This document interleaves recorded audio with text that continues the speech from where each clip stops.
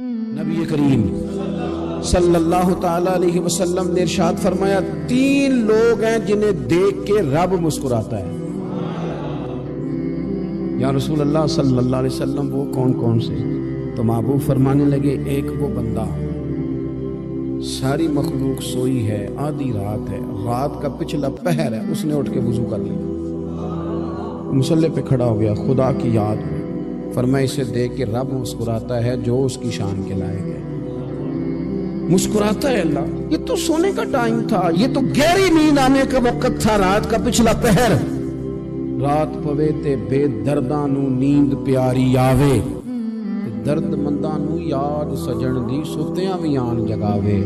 اور ساون کی کالی راتوں میں جب بوندا باندی ہوتی ہے، وہ راتوں کو اٹھ اٹھ روتے ہیں جب خلقت ساری سوتی ہے، اللہ مسکراتا ہے۔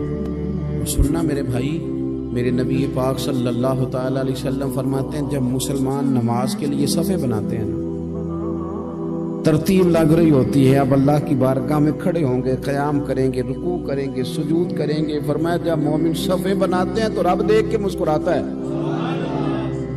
مسکراتا ہے۔ کمال ہو گئے عروج بندگی کا، جو بندے کو دیکھ کے رب مسکرائے۔ خدا بندے سے خود پوچھے بتا تیری رضا کیا ہے، مسکراتا ہے۔ اور میرے نبی پاک علیہ السلام فرماتے ہیں جب مجاہد جہاد کے لیے صفیں سیدھی کرتے ہیں، آج تو یہ رب کے نام پہ مرنے ہی آ گئے، یہ صفوں میں کھڑے ہوں گے، ترتیب سے لڑیں گے، ترتیب سے گلا کاٹیں گے کافروں کا یا شہادت لیں گے۔ فرمایا جب جہاد کے لوگ صفیں بناتے ہیں تو رب انہیں دیکھ کے مسکراتا ہے۔ کتنے نصیبوں والا وہ بندہ ہے جسے دیکھ کے مسکرا دیا۔ او یار، کبھی تیرا بیٹا تیرے سامنے مسکرائے نا چھوٹا، تو تیرا دل باغ باغ ہو جاتا ہے۔ تیری ماں بیمار کسی ایک دن صحیح طرح ہنس پڑے تو طبیعت خوش ہو جاتی ہے۔ مجھے بتاؤ نا، جس کا رب بھی اسے دیکھ کے ہنس پڑے، جو اس کی شان کے لائق ہے، کیا اس بندے کے نصیبیں ہیں، کیا اس کے مقدر ہیں۔ آپ اس مقام پر اپنے آپ کو لائیں۔ اب دیکھیں نا، یہ حدیث آپ نے سن لی، اب ہم نے نا اس طرح صفحے نہیں بنانے جس طرح ساری دنیا، اب ذرا صفحے بھی شوق سے بنائیں، اب ذرا تھوڑا سا شوق پیدا کریں گے۔ بھئی یہ تو میں وہ کام کرنے لگا ہوں جسے دیکھ کے رب مسکراتا ہے۔ نبی پاک صلی اللہ علیہ وسلم نے فرمایا جب کو بندہ توبہ کرتا ہے، ہم توبہ کا رٹا لگاتے ہیں، یا اللہ میری توبہ، یا اللہ۔ اور توبہ کا تو مطلب یہ ہے کہ پچھلے گناہوں سے پکی توبہ، آج کے بعد یہ غلطی نہ کرنے کا پکا وعدہ۔ تو نے ساری شب برات رو کے گزاری ہے، بتا سویرے جھوٹ جوڑنے کا ارادہ ہے تیرا؟ آج کے بعد رشوت تو نہیں نہ لے گا، ملاوٹ تو نہیں نہ کرے گا، یہ توبہ ہے۔ اور اگر سارے کام اسی طرح کرنے تو پھر یہ توبہ کا رٹا ہے، جتنا مرضی لگاؤ۔ حضرت علی بن ربیعہ رضی اللہ تعالیٰ عنہ فرماتے ہیں میں مولا علی کے ساتھ تھا، مقام حرہ کی طرف جا رہے تھے، حضرت علی نے ہاتھ اٹھا کے دعا مانگی ہماری تعلیم کے لیے، ورنہ حضرت علی ہم صحابہ کو محفوظ عن الخطا تو مانتے ہیں نا۔ ہاتھ اٹھا کے کہا اے اللہ ہمارے گناہ بخش دے، تیرے علاوہ کوئی معاف کرنے والا نہیں۔ اور پھر حضرت علی آسمان کی طرف دیکھا اور دیکھ کے نا حضرت علی بن ربیعہ کو تو مسکرائے۔ حضرت علی بن ربیعہ کہنے لگے حضور مسکرائے کیوں ہو؟ فرمانے لگے ایک دن میں حضور کے ساتھ اسی طرح آیا تھا، اسی طرح حضور نے دعا فرمائی تھی ہماری تعلیم کے لیے، اور پھر حضور مجھے دیکھ کے مسکرائے تھے اور فرمایا جب کوئی بندہ رب کی بارگاہ میں اس طرح استغفار کرتا ہے تو رب مسکراتا ہے، اور مسکرا کے فرماتا دیکھ لو میرے بندوں کو پتا ہے کہ میرے علاوہ معاف کرنے والا کوئی نہیں، انہیں پتا ہے، تم اس کی بارگاہ میں رجوع تو لاؤ، آؤ تو صحیح دو آنسو لے کر۔ اقبال کہتے ہیں کہ موتی سمجھ کے شان کریمی نے چن لیا، قطرے دو گرے میرے ار کے انفال کے، دو میں نے آنسو بہائے تھے تو اس کے کرم نے تو موتی سمجھ کے چن لی۔ سنو نا، حضور اس استغفار کو اللہ کو یار رات کو توبہ کر کے سونا چاہیے ہمیں۔ کچھ غلطیاں ہم کرنا نہیں چاہتے پر ہم سے ہو جاتی ہیں، کچھ دل ہم توڑنا نہیں چاہتے پر وہ ٹوٹ جاتے ہیں، ہماری مجبوری ہوتی ہے ٹوٹ جاتے ہیں۔ رات کو اس کی بارگاہ میں ہاتھ باندھ کے کشکول طلب دراز کر کے خوب استغفار پڑھنا چاہیے کہ مالک بندے ہیں نا کیا کریں، نفس کا ساتھ ہے، دنیا کا ساتھ ہے، خواہشات نفسانیہ، مالک معاف کر دے، درد سے توبہ، رسم نہ ہو، کہانی نہ ہو، लफ्ज ना हो, जुमले ना हो, और जनाब ऐसे लोगों के बीच बड़े हाथ बांध के और बड़ा कोई जरूरत नहीं। आप अकेले अपनी चारपाई पे बिस्तर के अंदर मुंह दे के भी दर्द से कहेंगे ना माफ कर दे, तो वो तो मेहरबानी बड़ा है। मेरे नबी पाक सल्लल्लाहु अलैहि वसल्लम मिसाल देते हैं, फरमाया एक आदमी सहरा में जा रहा, सहाबा से हुजूर खिताब कर रहे हैं, फरमाया एक आदमी सहरा में जा रहा था, उसने अपनी ऊँटनी पे खाना पानी पैसे हर चीज रखी हुई थी। सहरा था बहुत बड़ा, दरमियान सहरा के गया तो थोड़ा सा सस्ताने के लिए, आराम करने के लिए ऊँटनी से नीचे उतरा। अब उसने ऊँटनी की लगाम, ऊँटनी की नकेल अपने सराहने के नीचे रखी, हाथ के साथ पकड़ी और सो गया। थोड़ी ही देर के बाद जब उसकी आंख खुली तो देखा ऊँटनी गायब है। सहरा में वो पैदल ना आगे जा सकता है, ना पीछे जा सकता है, ना दाएं ना बाएं, खाने को रोटी नहीं, पीने को पानी का कतरा नहीं, थोड़ा इधर भागा उधर भागा, थक गया। करीम महबूब फरमाते हैं वो पूरी तरह निढाल हो गया और मायूस हो गया, माअज़ल्लाह। मायूस होके दोबारा उसी जगह आके लेट गया जहां पहले लेटा था, इंतजार करने लगा कि अब मौत ही आएगी, आखिरी वक्त है, ना मैं पैदल ये सहरा क्रॉस कर सकता हूँ, ना पीछे जा सकता हूँ, ना खाना है ना पानी है, सिवाय मौत के कोई सहारा नहीं। हुजूर फरमाते हैं वो रास्ते में दोबारा लेट गया। अचानक उसने रुख बदला तो ऊँटनी सामने खड़ी थी। हुजूर ने सहाबा से पूछा, बताओ ना उसे भला कितनी को खुशी हो। या रसूल अल्लाह, जिसे नई जिंदगी मिल गई है। आप देखें ना, सारे डॉक्टरों ने कह दिया कि इसके तो गुर्दे, मैदा, जिगर हर चीज खत्म है, घर ले जाओ, खिदमत करो, हर तरफ परेशानी है। वो बंदा भी समझ गया है कि आखिरी वक्त आ गया, कल जाऊं परसों जाऊं, तैयारी हो गई, सब लोग आ गए, बाहर वाले भी आ गए, ये माहौल एक अजीब रंग इख्तियार कर गया। अचानक एक डॉक्टर ने आके कहा, नहीं नहीं गलती लग गई थी। मुझे बताइए अंदाज क्या होता है? बगैर दवाई के बंदा उठ के खड़ा नहीं हो जाता। ओ मैं तो बच गया हूं। नबी पाक सल्लल्लाहु अलैहि वसल्लम फरमाने लगे उसकी ऊँटनी मिल गई, बताओ भला उसे कितनी खुशी होगी। या रसूल अल्लाह, वो तो दोबारा दुनिया में आ गया। हुजूर फरमाने लगे उसे कुछ भी खुशी नहीं हुई। जब कोई रब का गुनाहगार बंदा आके तौबा करता है, रब को इससे कई गुना ज्यादा खुशी होती है। मेरा बंदा आ गया, मेरा बंदा आ गया, मेरे घर आ गया, उसने आंसू बहाए हैं, उसने कहा अल्लाह मैं तेरा यूं तेरा ही रिज़्क़ खाता हूँ, तेरी ही जमीन पे रहता हूँ, तेरे नाम से मेरी सांसें चलती हैं। वो आ गया। फरमाया उस ऊँटनी वाले से ज्यादा रब को खुशी होती है जब गुनाहगार आके तौबा कर।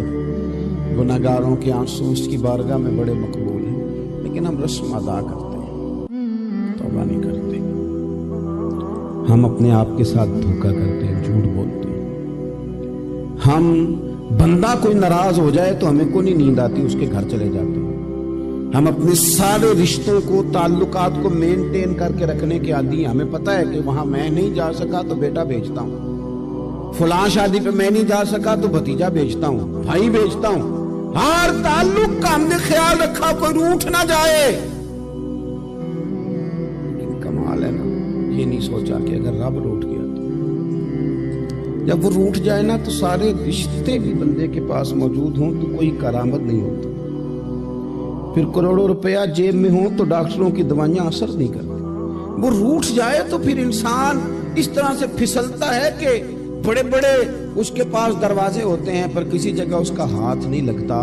खुदारा सुनो, नबी पाक सल्लल्लाहु अलैहि वसल्लम के पास मेहमान आ गया, बुखारी मुस्लिम है।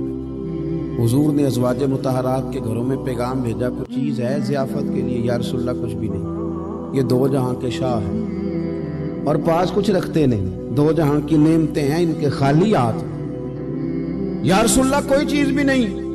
हुजूर ने सहाबा के मजमे पे नजर डाली, या रसूलल्लाह सल्लल्लाहु अलैहि वसल्लम हुक्म हो, तो हुजूर फरमाने लगे तुम में से कोई बंदा है जो इसे घर ले जाए, रोटी खिलाए। एक सहाबी उठे, फौरन हुजूर मैं लेके जाता हूँ, खाना खिलाता हूँ। फरमाते हैं मेरे घर में सिर्फ बच्चों का खाना था, ये नहीं कि फ्रीजर भरा हुआ है नेमतों से, सिर्फ बच्चों का खाना। ये नहीं कि किसी को देख के अपनी हंडिया पे बर्तन दे लिया, सिर्फ बच्चों का खाना। कहते हैं घर गया, बीवी से कहा क्या कैफियत है? कहने लगी बच्चों की रोटी है। मैंने कहा बच्चे सुला दे, सुबह नाश्ता कर लेंगे। تو کہنے لگی آپ کیا کھائیں گے؟ تو میں نے کہا نہ میں کھاؤں گا نہ تو کھائے گی، مہمان جو نبی پاک کا ہے۔ اچھا اب ذرا تجویز دیکھو میاں بیوی کی سوجھی آپس میں، کہتے ہیں کھانا لگا دینا کیونکہ ایک آدھ بندے کا کھانا ہے۔ اپنی غربتوں کا ہر جگہ اظہار کرنا، رونا رونا، یہ دیکھو غربت کیسے چھپائی جا رہی ہے۔ اس کو کہا نہیں کہ چل تو تھوڑا رحم کھا، تو آیا ہے تو تھوڑا رحم کھا، یہ نہیں کہا اٹھ کے نا تو کھانا رکھنا اور اٹھ کے نا چراغ ٹھیک کرنے کے بہانے بجھا دینا۔ ہم دنیا والوں کے سامنے کیوں اپنے دکھ بیان کریں؟ ہم جو کہیں گے رب رسول کی بارگاہ میں کہیں گے۔ تو نا چراغ ٹھیک کرنے کے بہانے، اہلیہ اٹھی کھانا دینے کے بعد چراغ ٹھیک کرنے کے بہانے بجھا دیا۔ خامد بھی ہاتھ چلاتے رہے، بیوی کبھی برتن رکھتی کبھی اٹھاتی، پتہ چلے کہ کھانا کھا رہے ہیں، کھانا کھایا جا رہا ہے۔ کہتے ہیں مہمان پیٹ بھر کے کھانا کھا گیا۔ یہ کام ہوا رات کے اندھیرے میں، اس وقت ہوا جب چراغ بھی بند تھا، اس وقت ہوا جب کوئی دیکھنے والا نہیں تھا، کسی پڑوسی کو بھی خبر نہیں تھی۔ فرماتے ہیں صبح کے اجالے میں اس مہمان کو لے کے مسجد نبوی میں نے قدم رکھا تو نبی کریم نے فرمایا رات جو تم نے کام کیا ہے نا اسے دیکھ کے میرا رب بڑا مسکرایا ہے، اللہ بڑا مسکرایا ہے۔ اللہ تر دامنی پہ شیخ ہماری نہ جائیے، ہم دامن نہ چھوڑ دیں تو فرشتے وضو کریں۔ یہ شان ہے صحابہ کی۔ نبی کریم علیہ السلام نے فرمایا رب رات مسکرایا تیرا یہ انداز دیکھ کے، اور اس نے قرآن نازل کیا وَيُؤْثِرُونَ عَلَىٰ أَنفُسِهِمْ وَلَوْ كَانَ بِهِمْ خَصَاصَةٌ۔ کچھ لوگ وہ ہیں جنہیں بڑی بھی ضرورت ہو تو دوسروں پر اثار کر دیں۔ اللہ تبارک و تعالیٰ نے انسان کے لیے سارا کچھ بنایا، هو الذی خلق لکم ما فی الارض جمیعا، فرمایا زمین میں جو کچھ ہے سارا تیرے لیے بنایا۔ کسی کو آپ نوکری پہ رکھتے ہیں، اس کے ساتھ معاہدہ یہ ہوتا ہے کہ یہ تجھے رہنے کے لیے مکان دیا جائے گا، 3 وقت کا کھانا دیا جائے گا، 2-3 دفعہ پینے کو چائے ملے گی، اور اتنی تنخواہ ہم ہر مہینے تمہیں ادا کریں گے۔ اور پھر ڈیوٹی یہ ہے کہ یہ مشین ہے، اس پر تم نے صبح 8 بجے سے 4 بجے تک کام کرنا ہے۔ اب وہ شخص کیا کرتا ہے؟ وہ تنخواہ بھی وصول کرتا ہے، مکان پہ بھی قبضہ کر لیتا ہے، اور وہ 3 وقت کھانا بھی کھا لیتا ہے، چائے بھی پی لیتا ہے، اور مہینے کے بعد تنخواہ بھی وصول کر لیتا ہے، پر مشین پہ کھڑا نہیں ہوتا۔ تو اس کا مالک اسے رکھے گا؟ بولتے نہیں آپ حضرات، رکھے گا، اسے چھٹی کرا دے گا۔ وہ کہے گا تو کتنا عجیب آدمی ہے کہ اب جو مطالبات تیرے تھے وہ سارے پورے ہو گئے، اور جو میرا مطالبہ ہے تو نے پورا ہی نہیں کیا۔ اختلاف ہو جائے گا، جھگڑا ہو جائے گا، مالک ناراض ہو جائے گا۔ سمجھانے کے لیے مثال دے رہا ہوں کہ ہم نے کیا کیا ہے۔ ہم نے اللہ کی دی ہوئی زمین پر گزارا بھی کیا، اس کا دیا ہوا رزق بھی کھایا، اللہ نے اولاد دی ہمیں، اللہ نے صحت دی، سارا کچھ دیا۔ تو جو مطالبے ہمارے تھے وہ تو سارے پورے ہو گئے، اور جو رب کا مطالبہ تھا کہ میرے قرب کے رستے کا سفر کرو، تلاش کرو، وجاہدوا فی سبیل اللہ، میرے رستے میں مجاہدہ کرو، جد و جہد کرو، آگے بڑھو، وہ ہم نے کب کرنا ہے؟ وہ اس کی منصوبہ بندی کب ہوگی؟ اللہ کے قرب کا رستہ طے کرنا۔ ہمارے صوفیانہ روز دیکھا کرتے تھے کہ آج ہمارے دل میں ہمارے رب کی کتنی محبت ہے، آج کتنا میرا دل چاہ رہا ہے کہ میں اپنے اللہ کی طرف بڑھوں۔ روز ذائقہ محسوس کرتے تھے، طلب پیدا کرتے تھے۔ ہمارے مزاجوں کے اندر ہر چیز کی طلب پیدا ہو گئی ہے، لیکن وہ جو ایک خاص ذوق تھا نا اللہ کے قرب کا، اس کی چاہت، اس کی طلب، اس کی طرف بڑھنا، محسوس کرنا کہ میرا رب ہے، محسوس کرنا کہ میں کسی کا بندہ ہوں، مجھے کوئی رزق دیتا ہے۔ ہمارے صوفیاء، اولیاء، صحابہ، اہل بیت، انبیاء یہ ہر وقت محسوس کرتے تھے کہ میں کوئی شترے بے مہار نہیں، کوئی میرا ہے جو مجھے بنانے والا ہے، جو مجھے نوازنے والا ہے، جو مجھے عطا کرنے والا ہے۔ وہ اپنے رب کی چاہت کرتے، اپنے رب سے محبت کرتے، اپنے رب کی طلب پیدا کرتے، شوق بڑھاتے روز عبادت کا۔ ان کے اندر ایک جذبہ تھا جو روز پروان چڑھتا تھا۔ 5 نمازیں پڑھنے کے باوجود وہ اشراق پڑھتے، چاش پڑھتے، تہجد پڑھتے، صلاۃ اللیل پڑھتے، وہ قرآن پاک کی تلاوت کرتے۔ پھر بھی کبھی ان کا ذوق آتا تو وہ دنیا سے کٹ کے مصلے پہ ہی آ کے بیٹھ جاتے، لیکن وہ درد، وہ ذائقہ، وہ کیفیت، وہ چیزیں مان پڑتی جا رہی ہیں. قوم اگر کبھی کو مسئلہ پوچھتی ہے تو بڑا عارضی سا، رب دا طالب کوئی نہ ملیا، جو ملیا طالب زردہ ہو. حضرت سلطان باؤ فرماتے ہیں کہ مطلب کدھر گئے لوگ جو رب کو طلب کرتے تھے، جن کی خواہش تھی کہ ہمیں اللہ کا قرب نصیب ہو، پیارے رسول صلی اللہ علیہ وسلم کی معرفت کا ذوق ہمیں نصیب ہو، وہ کہاں گئے؟ ہمارا ایک مقصد تھا، دیکھیں نا بڑا پیار آتا ہے اللہ کو اس بندے پہ. حضرت علامہ اسماعیل حقی رحمۃ اللہ علیہ فرماتے ہیں کہ اللہ نے فرشتوں سے کہا کہ میں نے انی جاعل فی الارض خلیفہ، زمین پہ نائب بناؤں گا. قالوا تجعل فیہا من یفسد فیہا ویسفک الدماء ونحن نسبح بحمدک ونقدس لک قال انی اعلم ما لا تعلمون. فرمایا میں زمین پہ نائب بنانے والا ہوں. تو کہنے لگے یا اللہ وہ تو فساد پھیلائے گا، خون ریزی کرے گا. تو اللہ نے فرمایا جو تم جانتے ہو وہ میں، جو میں جانتا ہوں وہ تم، جو میں جانتا ہوں وہ تم نہیں جانتے، تمہیں نہیں پتا. تو علامہ اسماعیل حقی فرماتے ہیں وہ کیا تھا جس کو فرشتوں کو نہیں پتا تھا؟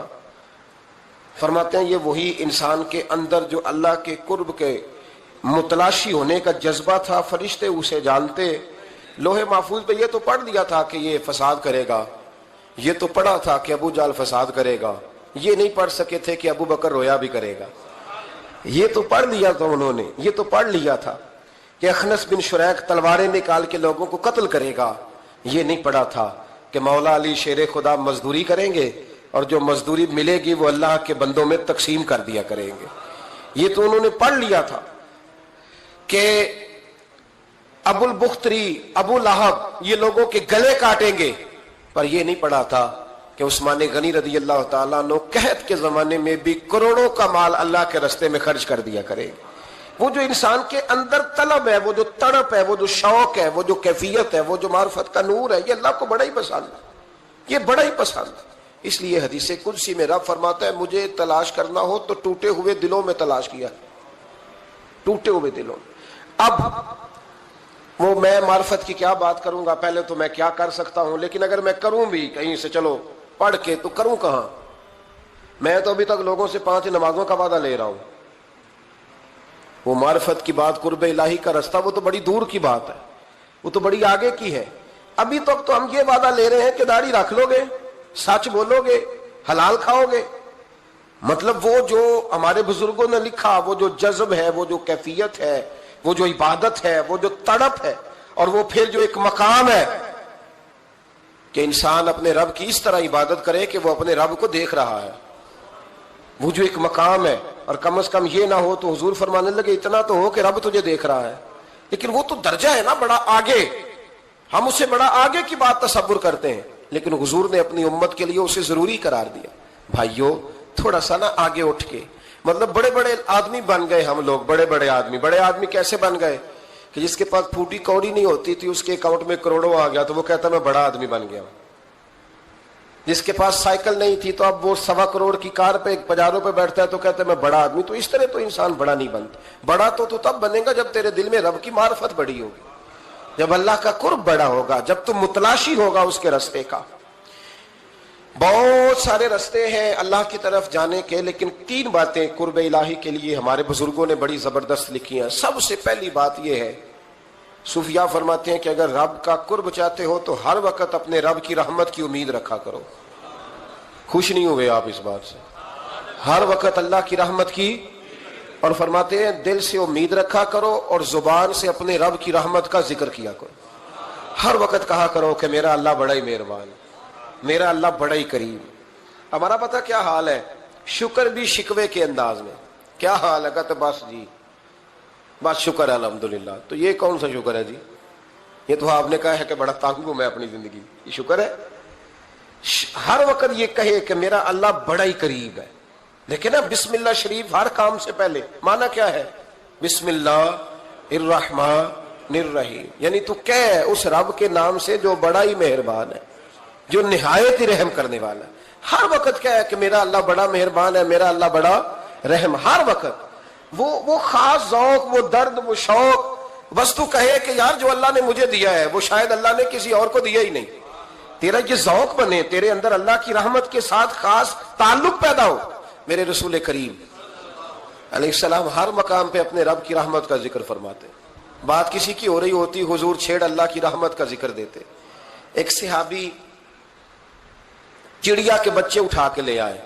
وہ چڑیا شکایت لے کے آئی اور حضور کے کندھے پہ بیٹھ کر شکایت کرنے لگی کہ حضور آپ کے صحابی نے میرے بچے اٹھا لیے. بات تو چڑیا کے بچوں کی ہو رہی تھی نا. رسول کریم فرمانے لگے اس کے بچے چھوڑ دو. اور پھر حضور فرمانے لگے دیکھو یہ چڑیا اپنے بچوں سے کتنا پیار کرتی ہے. جب چڑیا اتنا پیار کرتی ہے تو رب اپنے بندوں سے کتنا پیار کرتا ہو, اللہ کتنی رحمت والا ہوگا. یعنی ہر بات میں رسول کریم نا, ہر بات میں اللہ کی رحمت کا ذکر. ایک جنگ کا موقع ہے تو صحابہ کرام علیہم رضوان فرماتے ہیں کہ دوران جنگ ایک عورت کا بچہ کھو گیا اور بچہ بھی دودھ پیتا تھا. دودھ پیتا بچہ کچھ دیر ملے نا تو ماں کی چھاتیوں میں دودھ جوش مارتا ہے. دودھ پیتا بچہ کھو گیا تو عورت دیوانوں کی طرح, مجذوبوں کی طرح بچہ تلاش کرتی. میرا بچہ, کبھی ادھر جاتی ہے کبھی ادھر جاتی ہے, ڈھونڈتی ہے, تلاش کرتی ہے, پریشان ہوتی. میرے رسول کریم کی نظر پڑ گئی, حضور کی نظر رحمت ہو گئی. تو محبوب فرمانے لگے صحابہ بتاؤ اس کا بچہ ڈھونڈو. ایک صحابی کہنے لگے حضور مجھے پتا ہے کہاں ہے, ابھی ملوا دیتا ہوں. تو حضور نے فرمایا یہ اپنے بچے سے کتنا پیار کرتی. عرض کی حضور نہ کوئی ماپ سکتا ہے, نہ کوئی تول سکتا ہے, نہ کوئی اندازہ کر سکتا ہے. حضور کی آنکھوں میں آنسو آ گئے. فرمایا ذرا ایک بات تو بتاؤ. یا رسول اللہ پوچھئے. فرمایا اگر اس کا بچہ اسے مل جائے تو یہ اسے آگ میں ڈالے گی. تو صحابہ عرض کرنے لگے حضور ہو ہی نہیں سکتا, یہ تو گرم ہوا نہیں لگنے دے گی. تو حضور فرمانے لگے میرا رب اس سے بہت بڑھ کر اپنے بندوں سے محبت کرنے والا اور اس سے بہت بڑھ کر اپنے بندوں پہ رحم کرنے والا ہے. وہ بھی چاہتا نہیں کہ اس کے بندے جہنم میں جائیں, وہ بھی چاہتا. حضور ہر لمحہ اللہ کی رحمت کا ذکر کرتے ہیں, صبح سے شام تک نا. آج آپ نے جمعے سے لے کر تراویح تک, عشاء تک, وہ جو گھٹنا درد کرتا ہے نا اس کو مہربانی کر کے چھوڑ دیں, اور جو بچہ نافرمان ہے اس کو بھول جائیں. آج سارا دن نا اللہ کی رحمت کا ذکر کریں کہ اللہ بڑا ہی کریم ہے, اس کے فضل کا ذکر کریں. ایک کاروبار ہی نہیں نا چلتا, پیر تو چلتے ہیں نا اللہ کے فضل سے, زبان تو چلتی ہے نا, ہاتھ آنکھیں یہ سارا کچھ چل رہا ہے نا. جو شے نہیں نہ چل رہی اس کو آج چھوڑ دے, مہربانی کریں. جو ساری چل رہی ہے اس پر تو اللہ کی رحمت کا اظہار کریں, اس پر تو غور فرمائیں. امام غزالی نے بڑی خوبصورت روایت لکھی. حضرت ابو ہریرہ رضی اللہ تعالیٰ عنہ فرماتے ہیں کہ ہم لوگ بیٹھے تھے تو یکا یک ایک دیہاتی عربی آیا, یکا یک اندر داخل ہوا, السلام علیکم کہا. بندہ بڑا سادہ تھا, یہ بھی نہیں پوچھا کہ باتیں کیا ہو رہی تھی, کوئی سوال جواب نہیں. سلام لینے کے فوراً بعد عرض کرتا یا رسول اللہ ایک مسئلہ پوچھنا تھا. کہتے ہم حیران ہو گئے کہ یار پہلے پوچھ تو لے, پہلے کیا بات ہو رہی, آتے ہی اپنی چھیڑ دی ہے. ایک مسئلہ پوچھنا. تو حضور نے فرمایا پوچھو. عرض کرنے لگا حضور یہ بتائیں قیامت والے دن حساب کس نے لینا ہے. تو محبوب مسکرائے, فرمایا بولے آدمی سادی سی بات ہے, حساب اللہ نے لینا ہے. کہتے وہ بات سن کے نا تو چل پڑا, جواب سن کے تو چل پڑا, رکا ہی نہیں. تو حضور نے فرمایا ٹھہر تو جا, پہلے تو آیا ہے, سلام لی ہے, بات بھی کوئی نہیں کرنے دی, دھڑام سے اندر داخل ہوا ہے اور سوال کا جواب لیا اور پھر تو نے تبصرہ ہی نہیں کیا تو نکل گیا ہے. یا رسول اللہ حکم کرے. فرمایا کیا پوچھ رہا تھا. حضور پوچھا ہے کہ حساب کون لے گا. تو حضور فرمانے لگے میں نے بتایا اللہ لے گا. تو بولا کیوں نہیں. کہنے لگا یا رسول اللہ بس اتنا ہی پتہ کرنا تھا, اگر اللہ نے حساب لینا تو پھر ہم نے باچی جانا ہے انشاءاللہ, پھر باچی جانا ہے. تو حضور فرمانے لگے کس طرح. کہنے لگا یا رسول اللہ جب وہ کریم غالب آئے گا نا, جب اس کا غلبہ آئے گا تو وہ بڑا کریم ہے, اس نے معاف ہی کرنا ہے, اس نے معاف ہی کرنا ہے, اس نے کرم ہی کرنا ہے. عدل کرے تے تھر تھر کمبن, عدل کرے تے پھر تھر تھر کمبن اچیاں شانہ والے, فضل کریں تے بخشے جاون میرے جائے منہ کالے. فرمایا اس نے معاف ہی کرنا ہے. حضرت ابو ہریرہ کہتے ہیں کہ حضور نے فرمایا ٹھیک ہے تو جا. وہ چلا گیا تو حضور رونے لگے. فرماتے ہم نے عرض کی حضور کیا ہوا. تو محبوب فرمانے لگے بندہ بڑا سادہ تھا پر بات بڑی کھری کر گیا ہے, بڑی کھری بات کر گیا ہے. کریم جب غالب ہوتا ہے تو معاف ہی فرماتا ہے. تو بھائی سادے لوگوں کو بھی پتا تھا کہ اللہ کی رحمت کی بات. ہمارے گھروں میں, ہماری گفتگو میں, ہمارا ایک دوسرے سے ملنا, ناراض نہ ہونا, مایوسی کی باتیں کرتے ہیں, مایوسی. میں انتظار میں ہوں, میں انتظار میں ہوں کہ کوئی بندہ مجھے ملے اور آ کے کہے میں بڑا راضی ہوں, بتائے اللہ کا شکر کیسے کرنا ہے. میں انتظار میں ہوں. اتنے سالوں میں مجھے بندہ کوئی نہیں ملا, جو ملا اس نے یہی کہا پریشان بڑا ہوں دعا کر دیں. بڑی اذیت ہے, سب سے زیادہ میں ہی تنگ ہوں. کچھ کرے, کوئی وظیفہ بتائیں, کوئی تعویذ دیں, کوئی ملے نا یار, کوئی ملے, کوئی کہے کہ الحمدللہ تعالی. اور میں نے تعلیم کے لیے صرف اور اظہار نعمت کے لیے، تشکر کے لیے کئی دفعہ آپ کے سامنے یہ کہا ہے کہ الحمدللہ جس طرح کے استاد مجھے ملے شاید کسی کو نہ ملے، اور میں نے اظہار تشکر کے طور پر کہا ہے پھر کس طرح کے شاگرد مجھے ملے ہیں اتنے اچھے فرما بردار شاید کسی کو نہ ملے، اور جس طرح کے سادے اور درویش ماں باپ اللہ نے مجھے عطا فرمایا۔ اب تو بڑا تیز لوگوں کا زمانہ ہے نا، شاید کہیں میسر آئے۔ اور میں کہا کرتا ہوں اتنے فرما بردار مرید بھی نہیں ملتے، لوگ تو کہتے ہیں فرما بردار نہیں ملتے، ہمیں الحمدللہ فرما بردار تابع دار ہر لحاظ سے اچھے ملے۔ اس کی وجہ یہ ہے کہ جیسے مرشد اللہ نے ہمیں عطا فرمایا ایسا کسی کو اللہ نے عطا، تو شکر کریں اللہ کی نعمتوں، شکر کریں۔ بس جہاں بیٹھیں گے جملے ٹوٹیں گے، جہاں بیٹھیں گے پریشانی۔ مجھے کچھ بندے ایسے ملتے ہیں دنیا میں جو صرف اکیلے ہی ٹھیک ہے، یعنی ابا جی نے بھی ظلم ہی کیا ساری زندگی، اماں نے بھی ظلم ہی کیا، استاد بھی سارے غلط مل گئے، اور ہر بندہ ہی انہیں، اور پھر بعد میں اولاد ملی تو نافرمان ہی مل گئی۔ تو میں کہتا ہوں یار یہ ہو نہیں سکتا ویسے، بہرحال چلو اگر تو کہتا ہے تو بات سمجھ میں آتی ہے کہ ہو سکتا ہے کچھ سانحہ ایسا ہو گیا ہو۔ اللہ کی رحمت کی بات کریں۔ میرے نبی کریم علیہ السلام نے فرمایا بندہ سادہ تھا پر بات پتے کی کر گیا۔ یہاں تک لکھا امام صفوری نے کہ قیامت کے دن اللہ ایک بندے کے لیے دوزخ کا حکم دے گا، بندہ جہنم کی طرف جا رہا ہے، فرشتے زنجیریں ڈال کے کھینچ کر لے جا رہے ہیں، بندہ جا رہا ہے دوزخ کی طرف، فرشتے کھینچتے ہیں تو وہ پھر مڑ کے پیچھے دیکھتا ہے۔ توجہ ہے میری بات پر؟ ادھر دیکھنا ذرا، وہ کئی دفعہ کسی کو کھینچتے ہیں نا تو مڑ مڑ کے پیچھے دیکھتا ہے۔ چلو آپ کو سمجھاتا ہوں سمجھ آ جائے گی۔ وہ جب سکول جانے کو دل نہیں نہ کرتا تھا جی، انتے سلیکشن دینے نا اپنے بچے نو، اور بڑا 1.5 گھنٹے کا، بچے ناراض نہ ہو جائے، جب وہ کبھی جس نلائق کا سکول جانے کو دل اور اس کو کھینچتے تھے تو وہ پلٹ پلٹ کے پیچھے جاتا نہیں۔ اسی طرح مدرسے میں بھی جب آتے ہیں تو کئی بچے ایسے ہوتے ہیں جو آتے نہیں تو کھینچ کھینچ کے نہیں لے جاتے کئی دفعہ، تو جب کھینچ کے فرشتے جہنم کی طرف لے جا رہے ہیں، کھینچتے ہیں تو پلٹ کے پھر پیچھے دیکھتا ہے، پھر فرشتے کھینچتے ہیں پھر پیچھے دیکھتا ہے، پھر فرشتے، ذرا نظارہ دیکھنا، دوزخ کو لے جا رہے ہیں، پلٹ پلٹ کے اللہ کی طرف دیکھتا ہے، دوزخ کا دروازہ آ گیا، پھر پیچھے دیکھ رہا ہے۔ رب کریم نے فرمایا اسے واپس بلاؤ، رحمت دا دریا الہی، بلاؤ اسے واپس۔ واپس آیا، اللہ نے فرمایا بتا تو پلٹ پلٹ کے کیا دیکھتا تھا؟ ویسے اللہ کو نہیں پتا کیا دیکھ رہا ہے، کیا دیکھ رہا تھا؟ تو رو پڑا، عرض کرنے لگا مالک میرا یقین تھا کہ تو بڑا ہی کریم ہے، اللہ میرا ایمان تھا تو بڑا رحیم ہے، اللہ میرا ذہن تھا تو معاف کرنے والا ہے۔ جب فرشتے کھینچتے تھے نا تو شیطان مجھے کہتا تھا اب تو جہنم میں جائے گا، پر میرا یقین کہتا تھا نہیں رب نے معاف کر دینا ہے، اللہ نے معافی دے دینی ہے، بخشا جاؤں گا۔ پھر شیطان کہتا تھا جب فرشتے کھینچتے تھے، میں کہتا تھا نہیں معافی مل جائے گی، یا اللہ دوزخ کا دروازہ آ گیا پر میری امید نہیں ٹوٹی، اللہ دروازہ جہنم کا آ گیا پر میری امید نہیں ٹوٹی۔ اور جب میں نے آخری دفعہ پلٹ کے دیکھا تیری آواز آئی کہ واپس لاؤ، تو میرے اندر سے آواز آئی کہ لے بھئی تیرا یقین جیت گیا ہے، تیرا ایمان جیت گیا ہے، تیرے اندر کی روحانیت کامیاب ہو گئی۔ بندے اور رب کی باتیں ہو رہی ہیں تو فرشتے چپ کر کے کھڑے ہیں، تو رب نے فرمایا تم خاموش کھڑے ہو، عرض کی یا اللہ اس کا کرنا کیا ہے؟ فرمایا کرنا کیا ہے؟ جو میری رحمت کی اتنی زیادہ امید رکھے اسے جہنم میں ڈال دو، یہ کیسے ہو سکتا ہے؟ اس کو پکڑو اور میرے فضل کے ساتھ اسے جنت عطا کر دو۔ تو پہلی بات یہ کہ اللہ کی رحمت کی امید رکھیں، صبح سے شام تک کہیں الحمدللہ، کیا کہیں؟ ایک ہوتا ہے تکبر کے طور پر بڑھ کے مارنے کے لیے ذکر کرنا، وہ منع ہے، ڈینگے نہیں مارنی، بلکہ اللہ کی رحمت کا ذکر کریں تشکر کے لب و لہجے، تشکر کے لب و لہجے۔ ہمارے نا لفظوں سے شکوے چھلکتے ہیں، ہمارے جملوں سے چھلکتا ہے کہ ہم پریشان ہیں، ہماری باتوں سے محسوس ہوتا ہے کہ ہم کسی وجہ سے بڑی تکلیف میں ہیں، اس کو نکال دیں۔ جب بندہ اللہ کی رحمت کی امید کرے گا تو اللہ بھی پھر رحمت، فضل اور کرم کے بادل ہی برسائے گا۔ دوسری بات ہمارے بزرگوں نے لکھی ہے اگر اللہ کے قرب کا رستہ طے کرنا ہے تو وہ اس طرح ملے گا کہ اللہ کے ہر فیصلے پہ راضی ہو جاؤ۔ جہاں اللہ نے مجھے بٹھایا میں راضی ہو جاؤں، جہاں اللہ تبارک و تعالیٰ نے میرے بھائی کو بٹھایا ہے وہاں میرا بھائی راضی ہو، جہاں جہاں اللہ نے ہمیں بٹھایا ہے ہم اس جگہ پہ راضی۔ معاملہ پتہ کیا ہے؟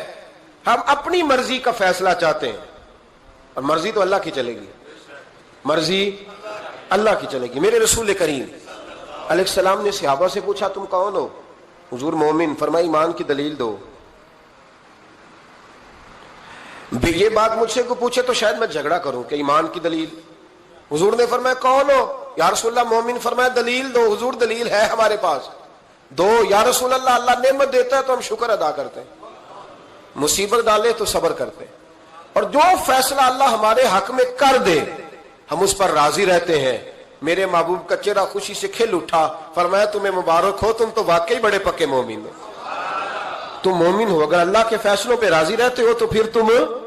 حضور فرماتے ہیں کچھ لوگوں کو اللہ قیامت میں بغیر حساب کتاب جنت میں داخل کرے گا. فرشتے پوچھیں گے پل صراط سے ہوا ہے؟ وہ کہیں گے دیکھی نہیں. میزان عمل تلوائے؟ وہ کہیں گے دیکھا ہی نہیں. کیسے آ گئے؟ تو کہیں گے خدا کے فضل سے آ گئے. فرشتے پوچھیں گے تمہارا عمل کیا تھا؟ وہ کہیں گے کچھ بھی نہیں. عام لوگوں کی طرح نماز پڑھتے تھے, روزہ رکھتے تھے, حج فرض ہوا تو کیا, زکوٰۃ اگر ہمارے اوپر لاگو ہوئی تو دی, عام روٹین کے معاملات. تو فرمایا اتنی بڑی فضیلت کے بغیر حساب کتاب جنت, کوئی تو وجہ ہوگی. تو بندے عرض کریں گے وجہ ایک ہی تھی کہ رب جو ہمارے حق میں فیصلہ کرتا تھا ہم اس پر راضی ہو جایا کرتے, ہمیں کوئی شکوہ اس پر رہتا. علامہ ڈاکٹر محمد اقبال رحمت اللہ علیہ, توجہ ہے میری بات پر؟ ادھر دیکھنا ذرا میری طرف. اللہ آپ کو خوش رکھے. کچھ لوگ نا جی کہتے ہیں ڈاکٹر اقبال نے داڑھی کیوں نہیں رکھی تھی؟ تو یہ غلطی کی علامہ اقبال نے, رکھنی چاہیے تھی انہیں. ناراض ہو گئے آپ لوگ؟ جو جس کی غلطی ہے وہ اس کی, یہ غلطی ہو گئی ان سے, انہوں نے نہیں ٹھیک کیا. اب اقبال کے داڑھی نہ رکھنے سے کیا سنت کی مخالفت پر اسے ڈگری دی جائے گی؟ وہ میں کیوں نہ ہوں, جو کام خلاف سنت ہے وہ بہرحال. لیکن میرا سوال یہ ہے کہ اقبال نے تو صرف داڑھی نہیں رکھی, باقی سارے کام اچھے کیے, تو آپ باقی کے تو سارے اچھے کر لینا. اقبال نے جو کام کیا, جو دین کا درد دیا, جو پیغام دیا, جو جدوجہد کی, اس کو تو سمجھ لو نا. مطلب صرف داڑھی پہ آ کے دلیل پکڑتے ہو. علامہ اقبال نے مکان بھی نہیں بنایا اپنا, کتنا بڑا آدمی ہے, کوئی جائیداد ہے اس کی؟ تسی بھی چھوڑو مکان سارے. اقبال وہ دیکھیں نا, بابے بلے شاہ کی لوگ مثال دے دیں گے, بابا صاحب مجذوب آدمی تھے, تو بابا صاحب کے حصے میں تو کئی مربع زمین آتی تھی, وہ بھی انہوں نے نہیں لی. ہمارا ملانگ روٹی کا اس کو پتا ہے, نوٹوں کا بھی پتا ہے کہ 5000 والا کون سا ہے, 100 والا کون سا ہے, باقی ٹائم وہ بابا بلے شاہ بن جاتا ہے. یہ کون سا سٹائل ہے کہ مرضی کی چیز آئی تو قابو کر لی؟ تو ڈاکٹر اقبال نے یہ درست کیا, لیکن اس کے باوجود ہمارا نظریہ ہے کہ اللہ اس کی یہ خطا معاف کرائے گا, پر بندہ بڑا باکمال تھا. یہ بڑی خوبی تھی, اور اس میں بھی کچھ حکمت ہوگی, کچھ باتیں ایسی انہوں نے لکھی ہیں بعض جگہوں پہ. لیکن اقبال کی جو معرفت ہے, جو حسن ہے, جو وقار ہے ان کے لب و لہجے میں, اس کا انکار کیا جا سکتا نہیں.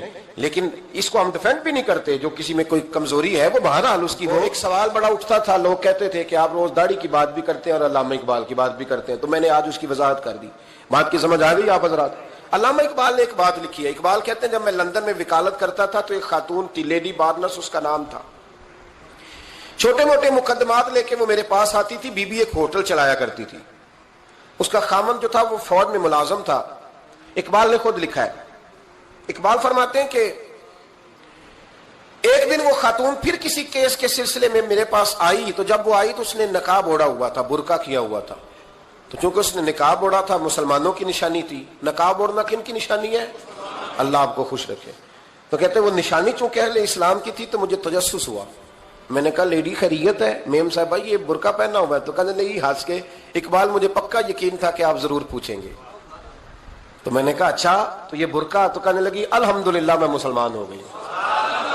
تو میں نے فوراً کہا کہ آپ کا شوہر تو فوج میں ملازم ہے, فوجی کے لیے بدلنا اور پھر ملکی قانون اور یہ چیزیں. تو کہنے لگی اس نے مجھے کیا کہنا تھا, وہ خود کلمہ پڑھ گیا. تو کہتی ہیں میں اور متجسس ہوا, وہ کیس کی بات کرتی تو میرا تجسس بڑھ گیا. میں نے کہا تو کیس چھوڑ یہ بتا کلمہ کیسے پڑھا؟ تو کہنے لگی اقبال اصل بات یہ ہے کہ میں نا بے اولاد تھی, خامد بھی بڑے اچھے پیسے کماتا, میں خود بھی ہوٹل چلاتی, پر ڈپریشن اور ٹینشن اور بلا وجہ کی پریشانیاں جان نہیں چھوڑ. یہ ٹینشن اور ڈپریشن کا نا مجھے عربی ترجمہ کوئی نہیں ملا. یہ ڈپریشن اور ٹینشن کا نا میں نے تلاش کیا ہے, لیکن مجھے عربی لغت کے اندر ان کے معنی مجھے لگتا ہے کہ اس زمانے میں یہ چیزیں تھی ہی نہیں. ہوتی تو ان کا کوئی نام بھی, یہ آج ہے نا تو اس لیے آج کے زمانے میں ہی نام ہے مفت کا, مفت کی پریشانی.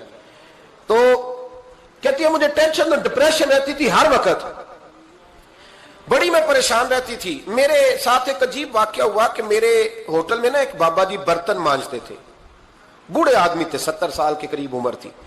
उनका एक बेटा था, एक बहू थी, एक पोता था, लेकिन वो बेचारे बेटा बीमार रहता था तो लिहाजा वो खुद मजदूरी करते।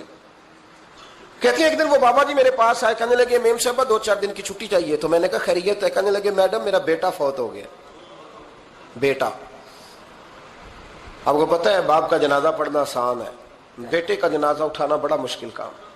कहती है मैं कुछ लिख रही थी, मेरे हाथ से कलम गिर गया, मैंने खुद गाड़ी भेजी, बाबा जी गांव चले गए जहां वो रहते थे। कहती 2-3 दिन के बाद मैं और मेरा शौहर गए तो रास्ते में हम बातें कर रहे थे कि क्या ताजियत करेंगे, एक ही बेटा था, कोई रिश्तेदार भी नहीं, तो उसकी तो कायनात उजड़ गई, किन लफ्जों से उसे ताजियत क्या कहेंगे।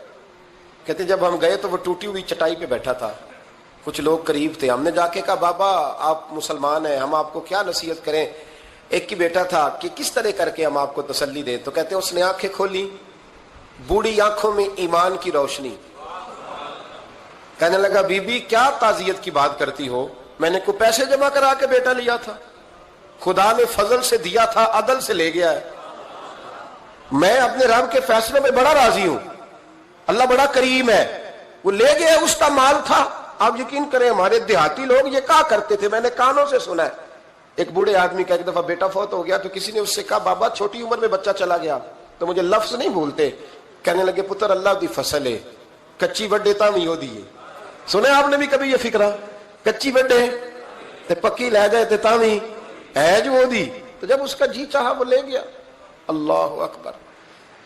वो खातून कहती है कि वो बाबा जी से मैंने कहा कि चलो आप 1 महीने की छुट्टी कर ले, तो कहने लगा नहीं मैडम मैं मुसलमान हूँ, मुफ्त की रोटी नहीं खाता, मजदूरी करके खाता हूँ, मैं इंशाल्लाह 2-3 दिन के बाद काम पे आ जाऊंगा। कहते वो चंद दिनों के बाद आ गया, अल्लाह की कुदरत के अभी 2-3 माह गुजरे थे फिर आया, मैडम छुट्टी चाहिए कुछ दिनों की। मैंने कहा खैरियत है? कहने लगे वो मेरी बहू भी हार्ट अटैक से फौत हो गई। कहते अब मैं भी तड़प गई और ईसाई हो कि मेरी आंखों में आंसू आ गए। मैंने कहा घर का दरवाजा बंद हो गया, अब ये बेचारा क्या करेगा। वो अपने शौहर के गम में हार्ट अटैक से फौत हो गई। कहते हम फिर 2-3 दिन के बाद ताजियत के लिए गए, फिर टूटी हुई चटाई, बूढ़ा ना अपनी उंगलियों से जमीन पर कुछ बना रहा है। कहती करीब गई और मैंने जाके कहा बाबा अब तो तसल्ली आपने खुद ही करनी है, जो निजाम था वो तो हो गया। तो कहते हैं फिर उसने आंखें खोली, आसमान की तरफ देखा तो कहने लगा बेटी कोई परेशानी नहीं, मेरा बेटा बगैर शादी के भी तो फौत हो ही सकता था ना, बस मेरे मालिक ने जब चाहा जैसे चाह हुआ, मैं इंशाल्लाह 2-4 दिन के बाद काम पे आऊंगा, ये मेरा 3-4-5 साल का पोता है, अभी स्कूल दाखिल हुआ है, मैं साथ ले आऊंगा, वहां मेरे साथ ऊपर क्वार्टर में जहां मैं रहता हूं ये भी रहेगा। कहती है मैं सख्ते में आ गई उसकी कैफियत देख के, वो पोते को साथ ले आया। कभी कभी मैं देखती छत पे खड़े होके कि दादा घोड़ा बना हुआ है और पोता सवारी कर रहा है, वो सवेरे उठता उसको स्कूल छोड़ के आता, शाम को लेके आता, प्यार करता, मोहब्बत करता। तीसरी मंजिल पर हमने क्वार्टर दिया हुआ था, वहां दादा पोता रहते। अल्लाह तू बड़ा बेनियाज है। कहती है इकबाल एक दिन ना पोता ऊपर वाली मंजिल पे खेल रहा था, उसका पैर फिसला, वो गर्दन के बल जमीन पे गिरा, मुझे खबर हुई तो मैं दौड़ी, एम्बुलेंस मंगाई, खून से लिथड़े हुए उस बच्चे को दादे ने अपनी गोद में रखा। और जब हम अस्पताल की तरफ गए तो हॉस्पिटल बाद में आया, जनाबे इजराइल पहले आ गए और कहते हैं वो गोद में दम तोड़ गया। फिर दादे ने उसे अपने हाथों से गुस्ल दिया, फिर उसने अपने बूढ़े हाथों से कब्र खोदी और फिर मिट्टी डाल के कहने लगा इन्ना लिल्लाहि व इन्ना इलैहि राजिऊन, जे सोना ही मेरे दुख विच राजी, जे सोना ही मेरे दुख विच राजी। फिर सुख नु चुल्ले डावा। कहते वो मिट्टी डाली उसने और जब वो वापस पलटा तो मैं बाजू से थाम के होटल करीब लाई और मैंने उसके करीब कहा कि बाबा तू टूट गया है, तू बिखर गया है, मुझे महसूस होता है कि अब ना तेरी रातें और तेरी सुबह और तेरी शामें गमों में गुजरेंगी। तो कहते हैं यूं उसने हाथ रखे और यूं आंसू छटक दिए।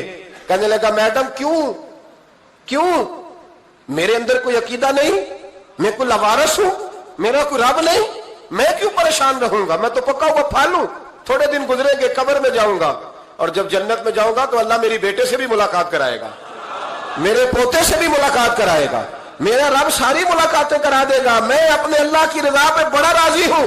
وہ خاتون کہتی ہے میرا اور میرے شوہر کا کلیجہ پھٹنے لگا. میں نے کہا بابا یہ جذبہ کہاں سے ملتا ہے, یہ سکون کہاں سے آتا ہے, یہ کیفیت کیسے ملتی ہے؟ مجھے کہنے لگا تو نے لینی ہے؟ میں نے کہا. تو کہنے لگا تو بھی گنبد خضرا والے نبی کا کلمہ پڑھ جا, تو بھی رسول اللہ کا کلمہ پڑھ جا.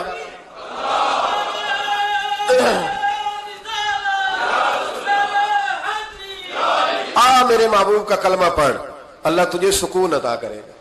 ایک حدیث نہ پڑھ لو مسلم شریف سے, بخاری سے ایک حدیث نہ پڑھ لو تاکہ یہ بات مضبوط ہو جائے. حضرت ابو طلحہ رضی اللہ تعالی, بیٹا شدید بیمار ہے, مزدور آدمی تھے, کئی دنوں سے گھر تھے. بیوی کہنے لگی اگر آپ گھر میں بیٹھے رہیں گے تو کھائیں گے کہاں سے, جاؤ آپ مزدوری کرو, میں بیٹے کو دیکھتی ہوں. ابو طلحہ مزدوری کرنے چلے گئے. شام کو آئے تو بیٹا فوت ہو چکا تھا. عورتیں بے حوصلہ ہوتی ہے نا اکثر, پر بیوی نے سفید کپڑا ڈال کے کمرے میں رکھ دیا. بیٹا, ماں اور بیٹا کو ناپ تکتا ہے رشتہ, بیٹے میں سفید چادر ڈال کے کمرے میں رکھ دیا. حضرت ابو طلحہ انصاری آئے, بیٹے کا کیا حال ہے؟ کہنے لگی اللہ کی رحمت میں ہے. اللہ کی, کیسا جملہ ہے, اللہ کی رحمت میں ہے. خامد نے کھانا کھایا, بیوی سے ملنے کو دل کیا تو ملاقات ہوئی.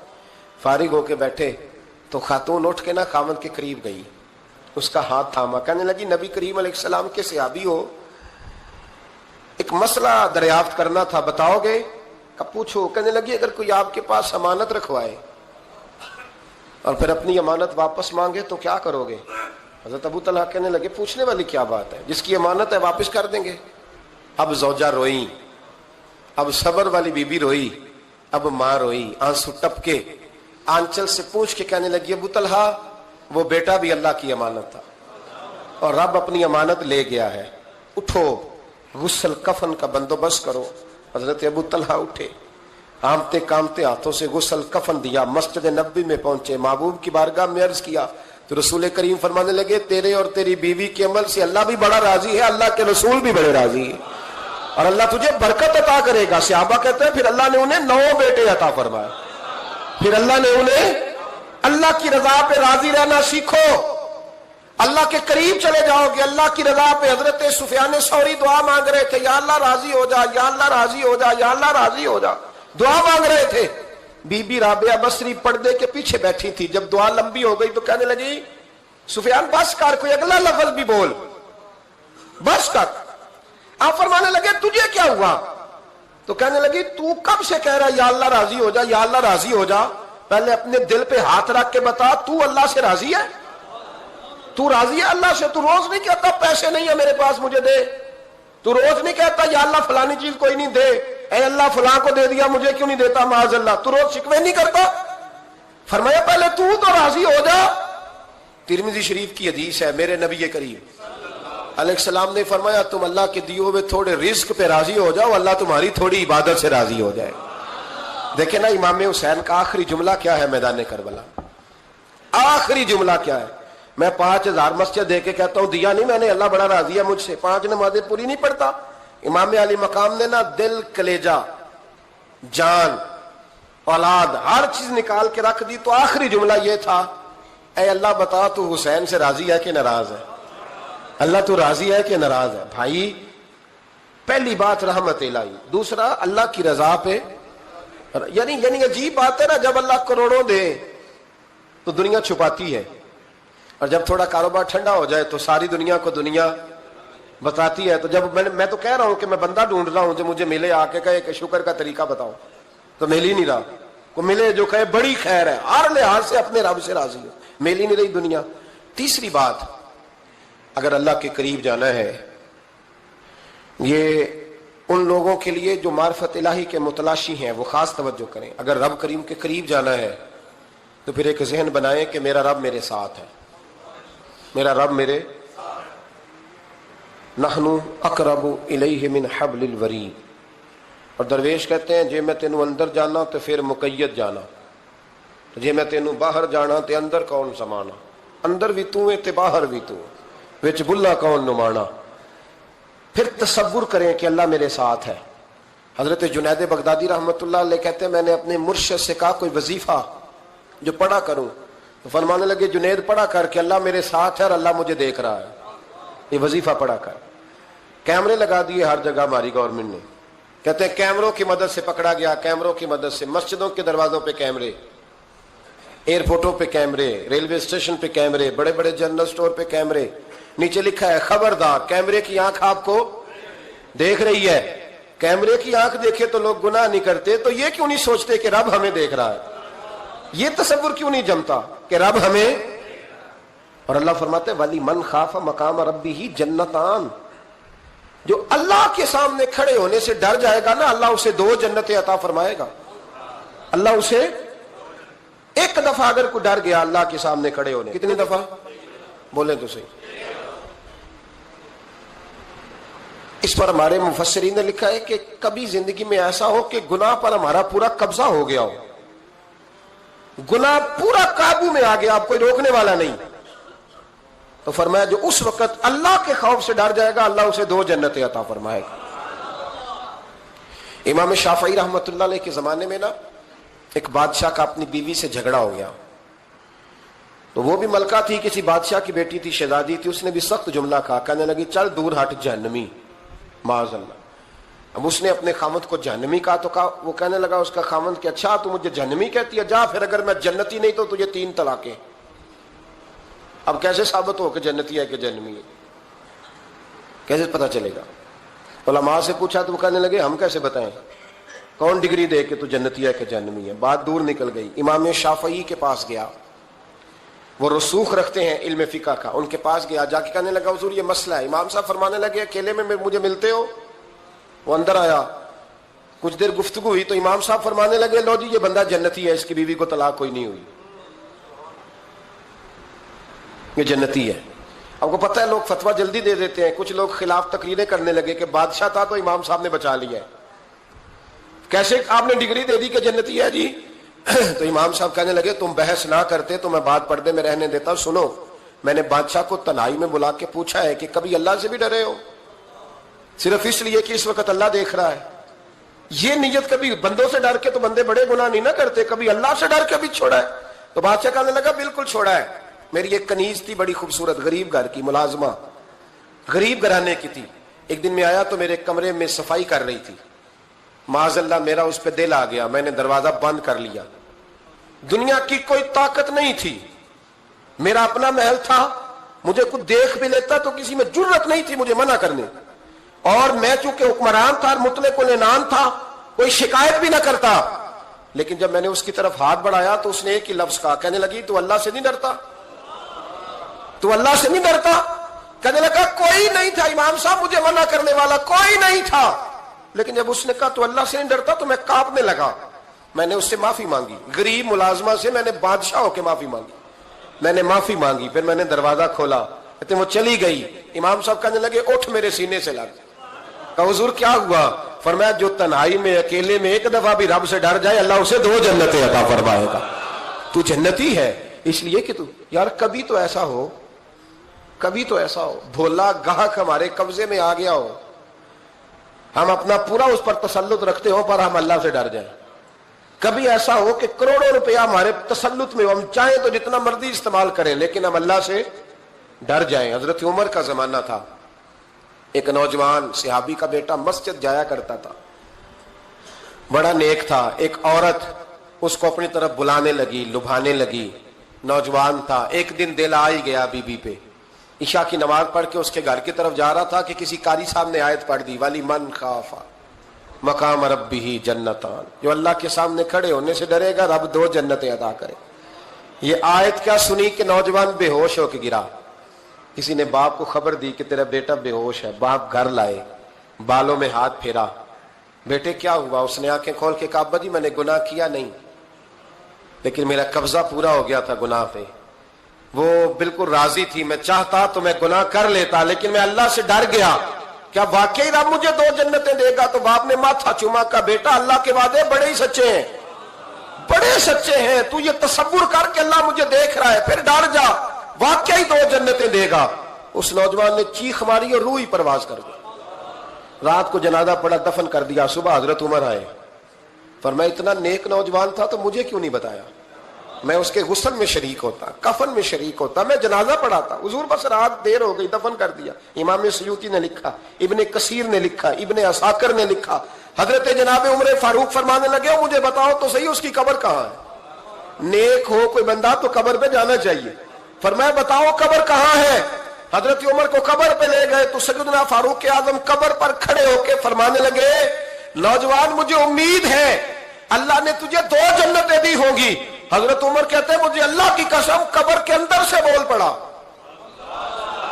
کامل پیرونا دے باہو قبر جنا دی جیوے. قبر کے اندر سے بول پڑا, کہنے لگا عمر امید والی بات نہیں, میرے رب کے وعدے بڑے سچے ہیں, اس نے واقعی مجھے 2 جنتیں عطا فرمائی, اس نے واقعی 2 جنتیں دی ہیں. کبھی کوئی کام تو ایسا ہو جو صرف اللہ سے ڈر کے چھوڑا جائے, ہونا چاہیے کہ نہیں ہونا چاہیے؟ آپ یقین کریں بچوں سے ڈر کے ہم نے بڑے کام چھوڑ دیے, بھائیوں سے ڈر کے چھوڑ دیے, دنیا داروں سے ڈر کے چھوڑ دی. اور کبھی کبھی میں کہہ دیتا ہوں کہ بہت سارے ماں باپ نے اولاد سے ڈر کے چھوڑا, بہت سارے استاد شاگردوں سے ڈرتے ہیں, الا ماشاءاللہ کچھ پیر مریدوں سے ڈرتے ہیں. کاش ہم اللہ سے ڈرنا شروع کریں. جب رب سے ڈرو گے پھر کسی اور سے نہیں ڈرو گے. اللہ کا خوف سنوارتا ہے, سجاتا ہے, یہ ذہن بنائیں. حضرت سیدنا عبداللہ ابن عمر رضی اللہ تعالیٰ عنہ کر رہا تھا تو صحرا میں میں کھانا کھانے کے لیے بیٹھا, ایک چرواہا بکریاں چرا رہا تھا. میں نے دعوت دی روٹی کھا لو, کہنے لگا میں نے روزہ رکھا ہے. آپ فرماتے ہیں غریب آدمی تھا, نفلی روزہ. میں اٹھ کے قریب گیا, میں نے کہا پتہ تو کروں صرف روزے دار ہے کہ نیک بھی ہے. صرف کچھ روزے دار ہوتے ہیں پر نیک, ناراض نہ ہو جائیے گا, حضرت عبداللہ ابن عمر کی بات کر رہا ہوں. کچھ نمازی ہوتے ہیں پر نیک, حاجی ہوتے ہیں پر نیک, وہ تقوی نہیں اختیار کرتے, مقاصد نماز اور مقاصد روزہ نہیں جانتے. کہتے میں قریب گیا تو میں نے جا کے اسے کہا یہ بکری بڑی پیاری ہے, بیچ نہیں دیتا میرے ہاتھ؟ کہنے لگا میری نہیں, میں تو چرواہا ہوں, تنخواہ پہ بکریاں چراتا ہوں, کسی اور کی ہیں, مالک کوئی اور ہے. تو فرماتے ہیں میں نے اسے کہا کہ مالک کو کہہ دینا کہ ایک بکری بھیڑیا لے گیا تھا, یہ 300-400 بکریاں, مالک کو کیا پتہ, کہنے ایک بھیڑیا لے گیا ہے. تو کہتے ہیں اس نے داڑھی جھاڑی تو گرد اڑی, غریب آدمی مٹی میں لتھڑا ہوا, لیکن اس کی آنکھوں میں اتنی روشنی. کہنے لگا حضور بکریوں کے مالک سے تو کہہ دوں گا بھیڑیا لے گیا ہے, اور جب کائنات کا مالک پوچھے گا, جب عرش کا مالک پوچھے گا تو کیا جواب دوں گا؟ آپ فرماتے ہیں میں واپس آیا, میں نے پتا کیا کس کا غلام ہے, پہلے غلام خریدا, پھر بکریاں خریدی, پھر وہ بکریاں اسے تحفے میں دے دی. کہنے لگا حضور یہ کیا ہے؟ فرمایا تو رب سے ڈرتا تھا نا, تو اللہ نے تجھے انعام عطا فرمایا ہے.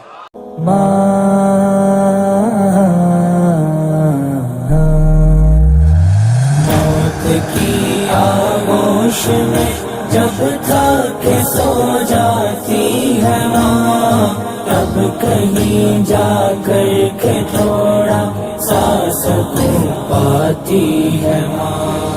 فکر میں بچوں کی کچھ اس طرح گھل جاتی ہے ماں.